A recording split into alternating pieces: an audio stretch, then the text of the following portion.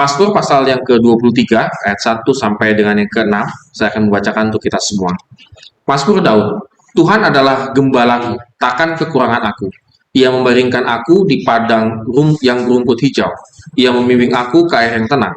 Ia menyegarkan jiwaku. Ia menuntun aku di jalan yang benar. Oleh karena namanya, sekalipun aku berjalan dalam lembah kekelaman, aku tidak takut bahaya, sebab Engkau besertaku, gadamu dan tongkatmu, itulah yang menghibur aku. Engkau menyediakan hidangan bagiku di hadapan lawanku. Engkau mengurapi kepalaku dengan minyak, pialaku penuh melimpah. Kebajikan dan kemurahan belaka akan mengikuti aku seumur hidupku. Aku akan diam di dalam rumah Tuhan sepanjang masa. Ya, demikianlah firman Tuhan. Ya, saudara sekalian, dalam kehidupan kita hari lepas hari, saudara sekalian, mungkin kita memiliki satu pergumulan, yaitu apa yang membuat kita tidak aman dan nyaman. Saya yakin dan percaya, saudara, dalam kehidupan kita ada situasi-situasi dalam hidup ini, itu membuat kita selalu tidak aman dan nyaman. Mungkin, saudara, kita takut yang namanya kekurangan. Ada begitu banyak orang yang sudah worry banget, karena sudah mendekati pemilu. Biasanya kalau sudah mendekati pemilu itu, bisnis itu menahan uang. Orang tidak akan berani investasi dengan leluasa, begitu ya. Atau orang tidak akan berani pindah kerja, atau orang tidak akan berani melakukan hal-hal yang beresiko. Karena tidak tahu, apakah nanti pemilu itu akan berjalan dengan baik, atau rusuh, atau dan segala macam gitu ya, saudara. Probabilitasnya kan sangat tinggi. Sehingga kadang-kadang kita merasakan bahwa mendekati pemilu tahun depan itu nggak aman dan nggak nyaman. Karena kita mungkin terbayang-bayang hal-hal yang menakutkan. Dan ujung-ujungnya bisa membuat kita kekurangan. Entahkah pekerjaan kita terancam, penghasilan kita, dan seterusnya. Saudara, mungkin dalam kehidupan kita juga yang namanya takut bahaya, begitu ya. Everything is bahaya. Sehingga terlampau overthinking, kalau zaman sekarang bilang. Saudara, saya nggak tahu, saudara apakah termasuk yang overthinking dalam segala sesuatu gitu ya. Overthinking itu adalah berpikirnya terlampau berlebihan. Kekhawatirannya terlampau detail. Jadi khawatir itu emang ada dalam hidup kita, tapi terlampau detail. Contoh sederhana, tadi saya baru lihat di Instagram gitu ya, Bu Charlotte gitu ya, itu salah satu pakar parenting anak gitu ya. Dia mengatakan banyak orang tua yang takut tentang masa depan anaknya. Saya nggak tahu Bapak Ibu Saudara yang sudah punya anak yang sudah gede-gede begitu ya. Apakah engkau pernah worry anak ini akan jadi apa? Karena kita ketakutan overthinking, anak ini akan menjadi apa, lalu kita mati-matian menyekolahkannya di tempat-tempat yang bagus. Bukannya salah. Tapi pertanyaan sederhana, apakah ia menjamin kalau dia di sekolahnya sekolah Kristen, sekolah Katolik, ataupun sekolah yang lainnya, itu membuat moralnya, akhlaknya bagus? Enggak. Banyak itu anak sekolah-sekolah Kristen yang, aduh, berantakannya minta ampun begitu ya. Lalu kita ketakutan lagi, kalau begini nanti ini anak mau jadi apa? Jadi saudara sekalian, segala sesuatu itu overthinkingnya itu berlebihan. Kita perlu waspada, tapi bukan berarti kita overthinkingnya berlebihan. Ini mungkin kita alami dalam kehidupan kita. Atau saudara sekalian, seperti Daud juga gambarkan, mungkin kita juga punya yang namanya musuh. Begitu ya. Kita punya dengan orang yang bermasalah dan kita. Dan itu belum selesai. Sehingga hidup kita penuh dengan emosional. Kalau ingat masalah itu emosi, ketemu dia emosi gitu ya, ingat lagi emosi. Setiap kali pembicaraan mengenai topik itu emosional, karena dia menjadi tanda petik musuh kita. Saudara, hal-hal ini kadang-kadang membuat kita itu nggak tenang hidup kita. Kadang-kadang hidup kita itu menjadi benar-benar tidak memiliki track yang benar gitu ya, karena kita akan terjebak untuk hal-hal itu semua. Saudara, kalau kita baca tadi Mazmur pasal 23, kira-kira situasi apa yang dialami oleh Daud? Saudara, banyak penafsir yang mengatakan situasi yang dialami oleh Daud adalah ketika Absalom anaknya mengkhianati Daud dan ingin membunuh Daud. Jadi dia dikejar-kejar oleh Absalom anaknya, karena Absalom sudah diangkat menjadi raja menggantikan dia oleh rakyatnya. Lalu Daud sampai harus kabur dari Yerusalem untuk menyelamatkan diri, dan dia harus bersembunyi di padang-padang gurun yang tidak terjangkau oleh orang-orang Israel. Jadi saudara, ketika dia sedang dalam kondisi seperti itu, sedang dikepung, kalau kita bilang sedang dikepung dalam kondisi yang sangat tidak menguntungkan, dia tulislah, Tuhan adalah gembalaku. Jadi Daud bukan dalam situasi yang santai, Daud bukan dalam situasi yang mengucapkan syukur, tapi sedang dalam keadaan gawat. Dan itu dia tuliskan, Tuhan adalah gembalaku. Saudara, yang luar biasa pertama kali adalah Daud memakai kata ia. Ia membaringkan adalah sebuah perjalanan yang Tuhan tuntun ke suatu rumput yang hijau. Saudara, Tuhan adalah gembalaku, dia pakai kata ganti ia. Jadi kalau kata ganti ia itu rasanya seperti apa? Saya sedang berbicara dengan seorang, lalu kita bicara tentang dia. Paham ya? Ini kata ganti orang ketiga. Dia. Jadi saya sedang membicarakan, atau Daud itu sedang berbicara kepada umat Israel, mungkin seperti itu. Lalu dia menerangkan, gembala yang baik, ia membaringkan aku di padang rumput yang hijau. Yang menuntun aku. Saudara, perhatikan baik-baik. Kata menuntun. Menuntunnya itu kemana? Ke rumput yang hijau. Saudara, gambaran apa yang saudara dapatkan tentang rumput yang hijau? Paling enggak lapangan golf ya. Lapangan golf, lapangan sepak bola. Sama, kayak gini nih, saya kalau digambar ini ya, saya membayangkan hal itu. Enggak. Jangan pernah saudara pergi ke daerah sana begitu ya. Ada sih, paling berapa meter mungkin ya, ataupun nggak banyak lah. Jadi yang terjadi pada saat itu adalah kebanyakan itu adalah gembala-gembala itu menuntun ke padang rumput yang hijau. Jadi ada satu padang gitu ya, padang ada segini rumput hijaunya 1 2 3 4 5. Lalu ke sana 1 2 3 4 5. Jadi si gembala ini harus selalu menuntun. Nih di sebelah sini ada nih rumputnya. Jadi bukan langsung kayak kita main sepak bola begitu, wah bebas dah, udah bebas semua, terserah mau di mana, enggak. Maka dia selalu menuntun ke padang rumput yang hijau. Ada di sebelah sini, ada di sebelah sini, ada di sebelah sini. Dengan kata lain, saudara, berkat kalau buat saya, itu berkat itu yang menuntun itu Tuhan. Dan kita nggak tahu di sebelah mana, di sebelah mana. Berkatnya apakah di kantor sini, apakah di usaha sini, apakah di kuliah ini, apakah di sini berkat saya, atau di kursus ini, atau di sini, nggak ada yang tahu. Yang tahu si gembala itu. Dia tahu, dan dia akan menuntun kita ke sana. Ke sini, ke sini, ke sini. Tapi kalau kita ingin kita sendiri yang menuntun diriku sendiri, yang kuanggap di tempat ini lebih bagus gajinya, belum tentu itu hijau. Bisa jadi padang pasir, penderitaan, air mata, kekecewaan, dan seterusnya. Belum tentu. Apalagi kita mungkin sebagai orang tua, oh lu tuh bagusnya masuknya di sini. Nah ini sosokan nih, orang tua yang menjadi gembala, tanda petik nih. Lu tuh bagusnya di sini. Dia nggak nanya, nak, kamu tuh harus bergumul dengan Tuhanmu. Kamu tuh kemana? Itu tugasnya orang tua. Sampai di situ. Jangan tanda petik menjadi gembala yang menuntun. Kita sendiri aja nggak tahu. Kira-kira di sana bagaimana nggak tahu. Akhirnya si anak ke situ, kecewa, nyalain orang tua. Saudara, itu kata menuntun, saudara sekalian. Jadi bukan satu padang rumput yang bebas begitu kita kemana-mana, enggak. Jadi si gembala ini harus terus bergantung sama si dombanya. Lalu kemudian Daud mengatakan bahwa masih kata ia membimbing dan menyegarkan ke air tenang. Saudara, artinya si gembala yang baik itu akan mencari air yang tenang, tidak air yang bergelombang. Lalu untuk menyegarkan domba-dombanya harus ada tempat perlindungan, sanktuari. Di situ harus ada tempat perlindungan bagi si domba-dombanya, sehingga saudara sekalian, si domba-domba ini bisa minum dengan tenang dan gembala bisa beristirahat dengan baik. Jadi ada kata restore, menyegarkan di situ, artinya memperbaiki ulang apa yang rusak lagi ke hidupnya. Jadi ada satu tempat Tuhan itu akan membawa kita ke satu tempat yang membuat hidup kita itu kita perbaiki lagi. Dan itu hanya Tuhan yang bisa menuntunnya kemana. Saudara, ini penting sekali ya. Ada begitu banyak tempat-tempat yang sangat enak gitu ya di Instagram ya.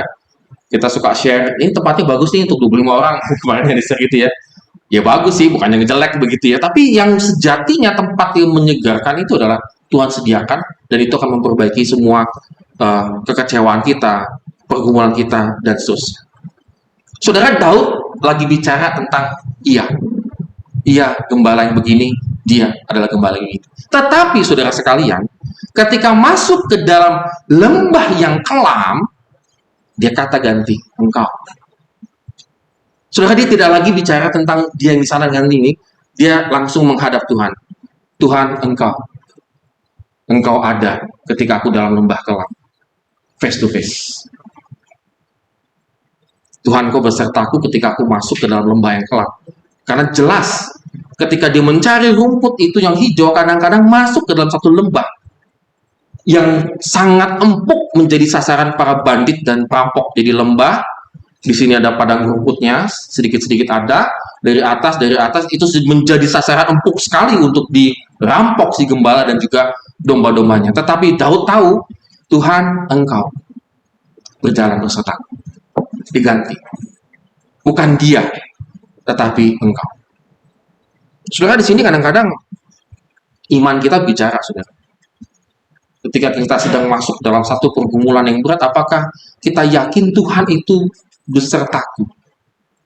Atau Tuhan itu sedang kemana begitu ya? Sedang meninggalkan kita. Saudara, Daud mengatakan, ingat konteksnya Daud, ketika dia sedang dikejar-kejar anaknya Absalom, dia harus lari dari padang rumput, dari padang gurun ke padang gurun yang lain, kadang-kadang ketemu bandit dan segala macam, saudara sekalian. Dia mengatakan, Tuhan, ketika aku lari, ketika aku bersembunyi, ketika aku sedang dikejar-kejar musuhku, Engkau besertaku. Saudara, bagi saya itu melegakan sekali ya. Itu sebuah jaminan yang sangat luar biasa. Jaminan yang sangat luar biasa. Karena Daud tahu dia sebagai gembala, Tuhan sebagai gembala itu adalah yang selalu menuntun dan melindungi melalui gada dan tongkat, saudara. Tongkatnya pasti ada, itu untuk menuntun, dan juga gadanya untuk menghalau musuh, saudara. Protection, melindungi, menuntun saya. Saudara, ini yang dilakukan oleh Daud. Dan dia meyakini bahwa Tuhan itu berserta dia ketika masuk ke dalam lembah kelam. Lalu saudara sekalian, Daud memakai kata ganti yang sama. Engkau menyediakan hidangan di hadapan lawanku. Saudara, Daud dalam kondisi perang, dalam kondisi melarikan diri yang tidak mungkin ada makanan enak, namun Tuhan itu menyediakan. Jadi saudara, saya melihat Daud dalam posisi perang, dalam posisi yang tidak menguntungkan, dalam posisi bersembunyi di gua-gua begitu saudara sekalian. Makanannya dari mana? Ya nggak ada. Makanannya sedapat-dapatnya saudara sekalian. Tapi dia meyakini bahwa Tuhan, ketika aku lapar, ketika aku butuh sekali, Engkau Tuhan menyediakan bagiku.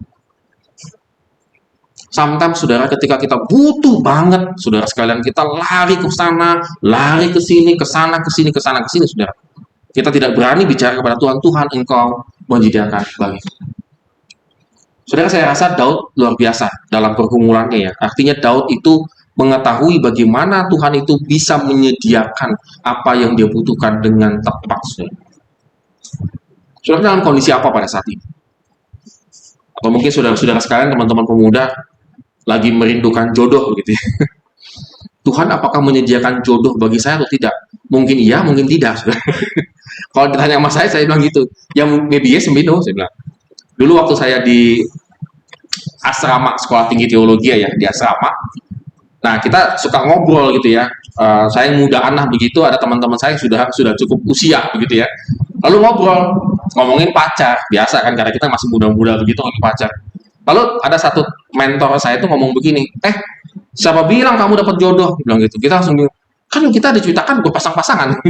Maksudnya kita berargumentasi begitu. Enggak begitu ceritanya, dibilang gitu ya. Tuhan tahu pasti apa yang kau perlukan. Kalau dalam pelayananmu dan pekerjaanmu membutuhkan pasangan, Tuhan kasih. Kalau enggak, ya enggak. Kita agak mental down ya langsung ketika langsung, waduh, kita punya pasangan apa enggak gitu, walaupun semuanya menikah gitu ya. Tapi waktu itu mendengar hal itu, hal yang baru bagi saya gitu ya. Kaget juga, ya juga ya. Ketika engkau bekerja, ketika engkau melakukan satu pekerjaanmu, kalau engkau membutuhkan rekan, partner dalam hidupmu, Tuhan pasti sediakan. Kadang-kadang kita nggak butuh, kita pura-pura menyediakan, kita pura-pura butuh gitu, saudara. Saudara, apa yang kita butuhkan, Tuhan pasti menyediakan. Walaupun kita sedang dalam keadaan lawan, enemy gitu ya, lagi dalam keadaan susah. Sehingga terakhir, saudara sekalian, Daud mengatakan, kebajikan dan kemurahan mengikuti aku.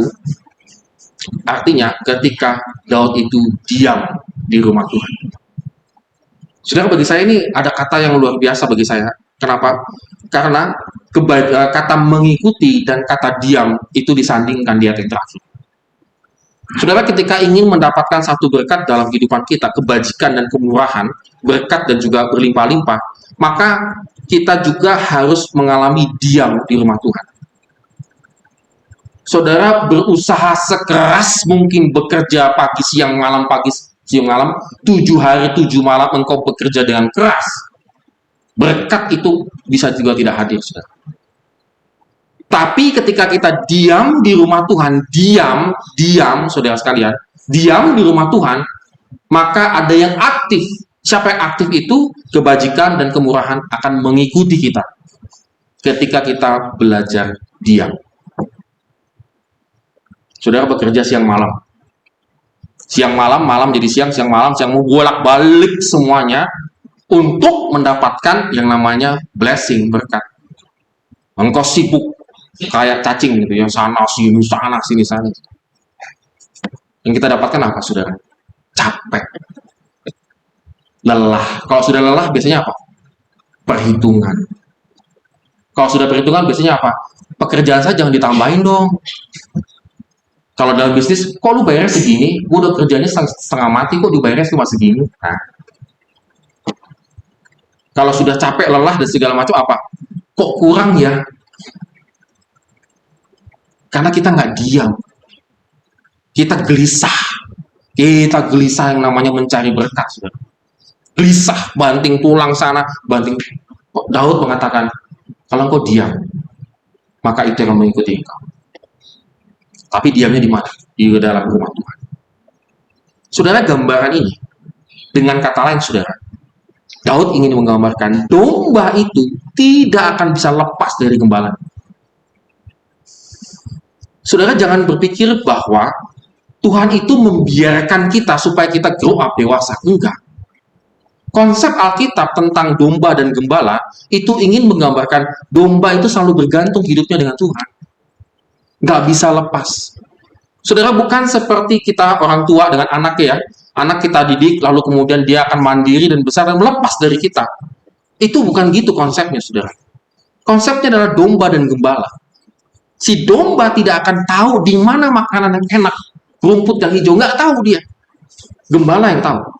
Domba tidak tahu tempat yang aman bagi dia untuk beristirahat. Gembala yang tahu. Domba tidak tahu apakah itu nanti dia aman atau tentram dan segala macam, makanan-makanan selalu ada. Dia tidak tahu, makanya dia harus selalu nempel dengan si gembalanya. Saudara, kalau kata diam tadi ya di dalam rumah Tuhan, artinya si dombanya harus selalu nempel terus dengan gembalanya. Maka hidupnya itu berarti akan mengalami berkat dan kemurahan, kebajikan dan kemurahan yang selalu ada dalam hidup. Saudara, masalahnya kan enggak ya. Kita nempel sama Tuhan itu kalau susah kan? Nempel sama Tuhan itu kalau susah. Bisnis lagi turun, baru ingat Tuhan, jangan lupa baca Alkitab, baru dibaca. Sekarang baca ini imamat, kagak nyambung sama bisnis ya. Imamat tentang kemahnya harus panjangnya sekian nih, apa hubungannya pekerjaan gua, gak nyambung nih firman Tuhannya gitu ya. Dicari-cari lagi firman Tuhan yang kira-kira nyambung dengan pergumulan kita. Kita setiap baca Alkitab aja ogah. Kita pengennya baca Alkitab tuh lompat-lompat, saudara. Yang sesuai dengan kebutuhanku. Makanya saya terapkan baca Alkitab sepanjang tahun. Supaya Bapak Ibu Saudara sekalian ngerti Alkitab itu isinya apa. Jangan yang mau didengar, yang sesuai, yang energize, yang menyemangati. Enggak. Kalau gitu robek aja tuh kitab imamat, kagak ada gunanya, saudara. Imamat itu membosankan. Kok robek aja kitab Kidung Agung, itu juga, aduh, gimana bacanya gitu ya. Dihilangin aja. Hilangin semua, jadi tinggal berapa lembar Alkitab itu, saudara sekalian. Tuhan mengatakan tidak. Engkau kalau mengikut aku, engkau harus betul-betul setia ikut Tuhan. Saudara, hal ini menunjukkan bahwa kita sebagai domba-domba Tuhan, saudara, kita nggak bisa lepas kok dari gembala kita. Kita nggak bisa lepas, saudara. Apa yang menjadi pergumulan pada saat ini, saudara sekalian, itu harus membuat kita semakin tempel dengan gembala. Dan kita semakin tahu, Tuhan, tolong saya. Untuk bisa kembali lagi, dituntun Tuhan. Dan ketika Tuhan menuntun hidup kita, saudara, itu menyenangkan. Dan betul, saudara, kita memang tidak akan tahu akan hari esok. Karena manusia kalau tahu akan hari esok, dia menjadi sombong. memang sengaja sama Tuhan, tidak tahu, engkau tidak akan tahu, engkau hanya bisa memprediksi mana yang terjadi kira-kira, itu semuanya prediksi saja. Tapi yang terjadi sesungguhnya, gak ada yang tahu. Maka engkau membutuhkan gembala itu. Amin. Kita berdoa.